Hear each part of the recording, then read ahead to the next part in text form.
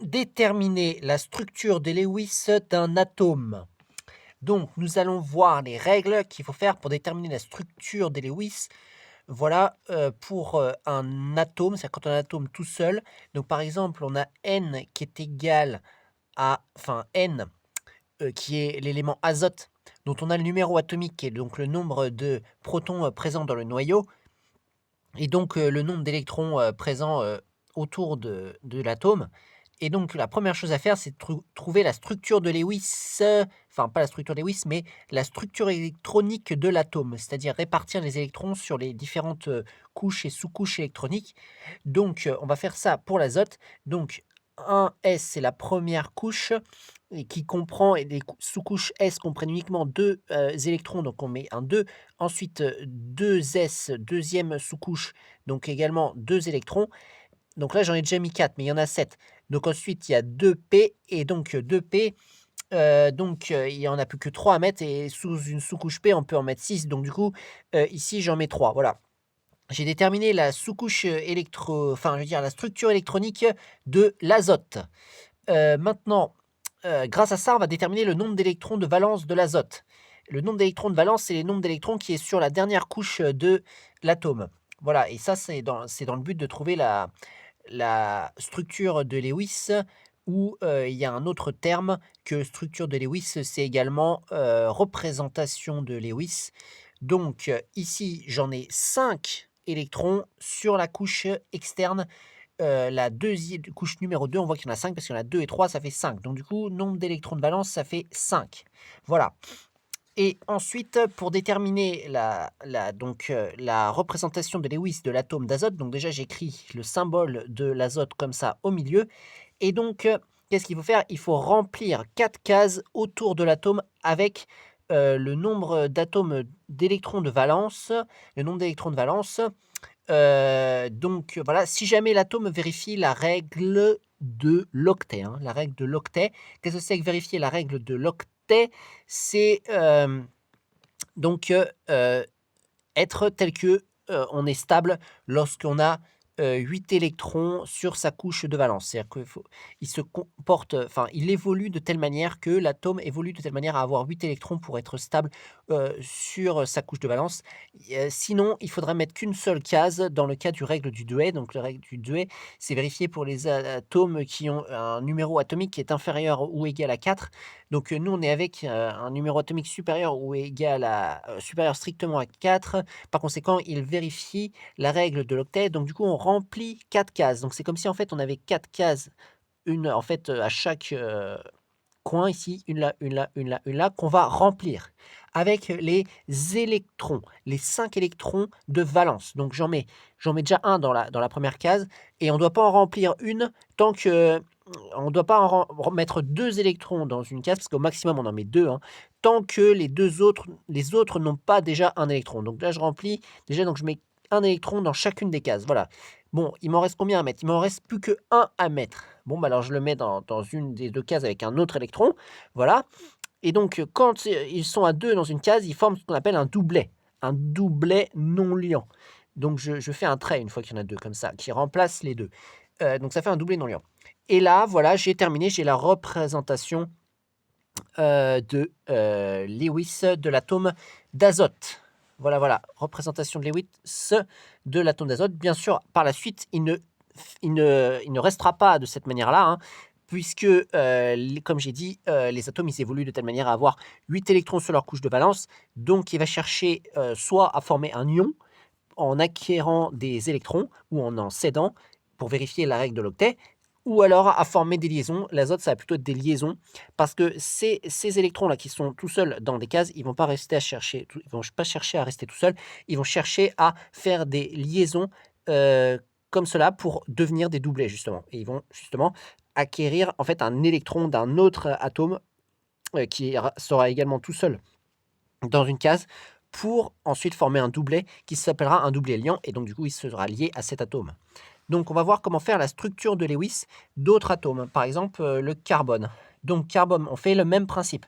Structure électronique, 1s2, 2s2, 2p2. Il a 6 électrons, autour de lui. Donc j'ai rempli les cases dans l'ordre de la structure électronique, toujours les mêmes, parce que là on reste sur les couches 1 et 2, après il y a la couche 3. Donc ça nous fait en tout, voilà, cela, et le nombre d'électrons de valence pour le carbone, Nv, va être égal donc à 4, c'est-à-dire un de moins que l'azote qu'on a fait juste avant. Donc je vais faire la structure de Lewis de cet atome de carbone et je remplis les cases avec 4 électrons. Donc voilà. Donc voilà la structure de Lewis. Et donc bien sûr, le carbone, il va pas rester comme ça, hein. Il va chercher, comme j'ai déjà dit, il faut à chaque fois que en fait, les électrons soient à 8 sur la couche de valence. Donc il va chercher à en acquérir un dans cette case, un dans cette case, un dans cette case, un dans cette case. Et il va faire 4 liaisons par la suite. Maintenant, on va voir le chlore. Donc le chlore, pareil, il a 17 électrons autour de lui. Donc je vais mettre la structure électronique, 1s2, 2s2, 2p. Alors P, les sous-couches P, il peut en avoir 6 au maximum. Là, je vais mettre 6 parce qu'on en a 17 à mettre, hein. Et là, j'en ai déjà mis 10 en mettant 6 sur P. Donc après, on passe à la couche 3. Donc il y a encore 3s, 3s2, ça fait 12. Et après 3p, il n'y en a plus que 5 à mettre. Voilà. Donc voilà, j'ai fait la structure électronique du chlore.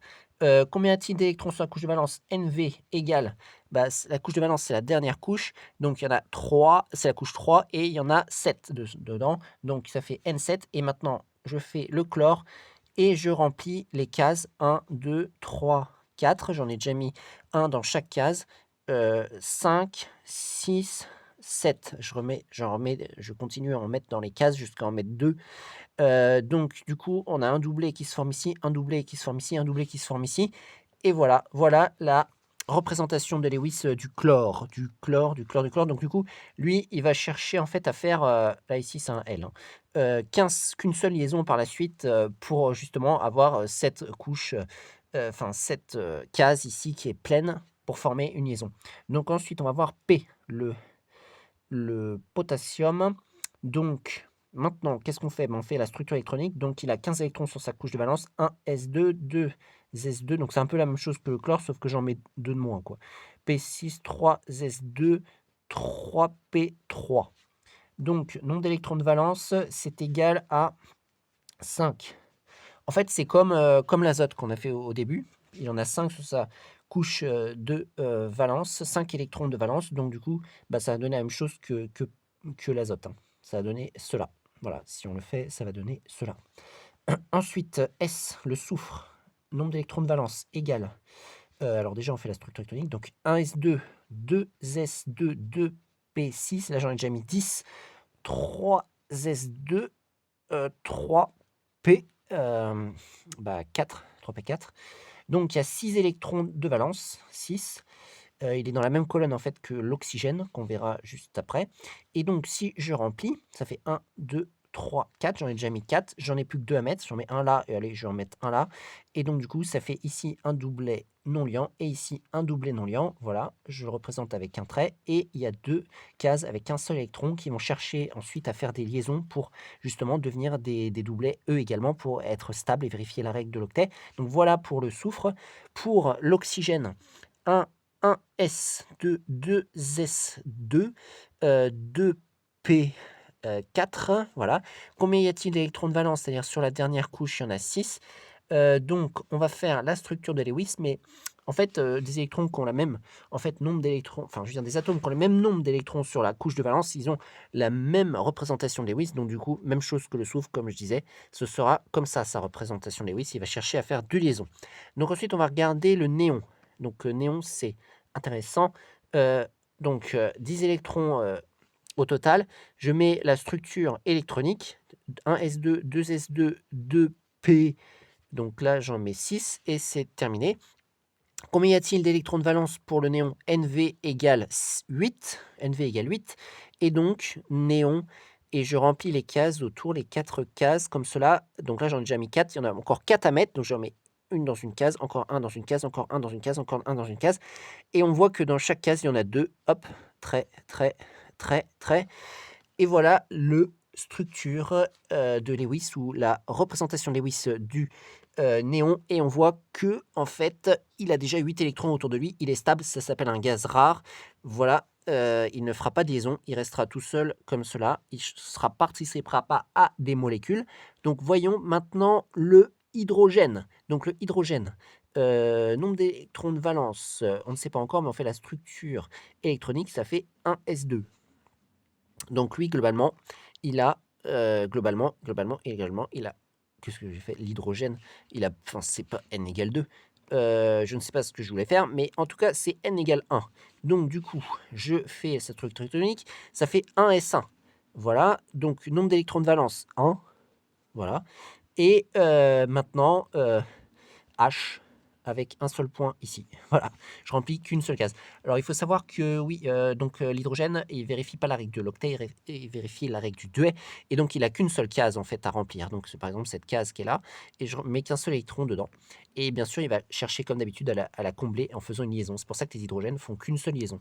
Donc ensuite, on va regarder le Be, béryllium. Donc je fais sa structure électronique, donc 1s2, 2s2. J'en ai déjà mis 4, donc il n'y en a plus qu'un à mettre. Nombre d'électrons de valence égale 3. Donc maintenant, structure électronique, Be, et je mets 3 électrons autour. Donc pareil, une case là, une case là, une case là. Là, il y a une case qui reste en fait qui reste vide.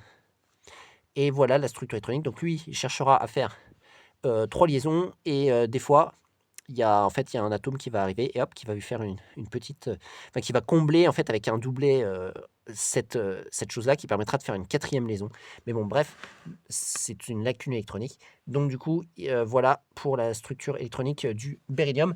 Et voilà comment déterminer la représentation de Lewis d'un atome.